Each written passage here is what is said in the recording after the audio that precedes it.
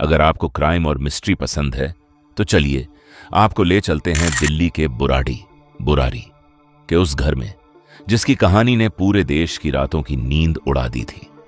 यह कहानी किसी सीरियल किलर की नहीं बल्कि साझा पागलपन, शेयर्ड साइकोसिस की है।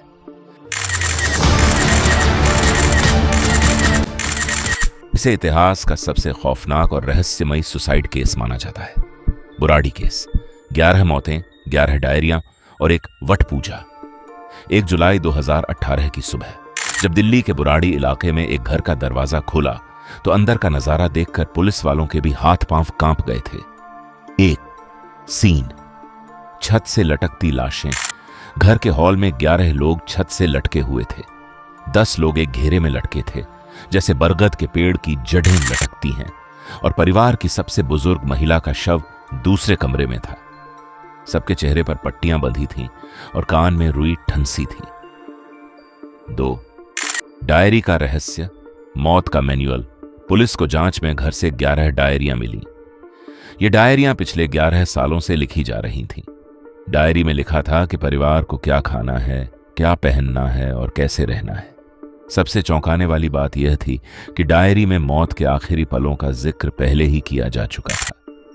परिवार का मानना था कि उनके मृत पिता भोपाल सिंह घर के सबसे छोटे बेटे ललित के शरीर में आते हैं और निर्देश देते हैं।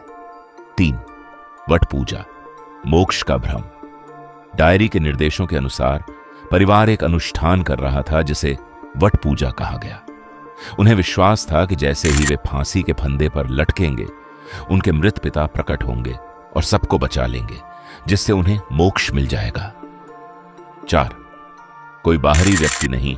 सीसीटीवी फुटेज और फॉरेंसिक जांच में साफ हुआ कि घर में कोई बाहरी व्यक्ति नहीं घुसा था।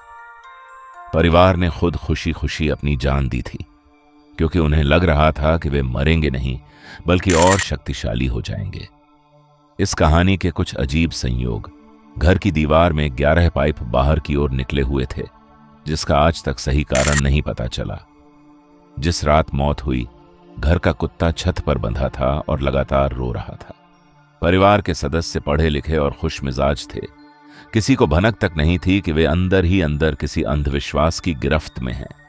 समाज में ऐसे और भी मासूम चेहरे छिपे हुए हैं। अपनी राय कमेंट सेक्शन में जरूर बताएं।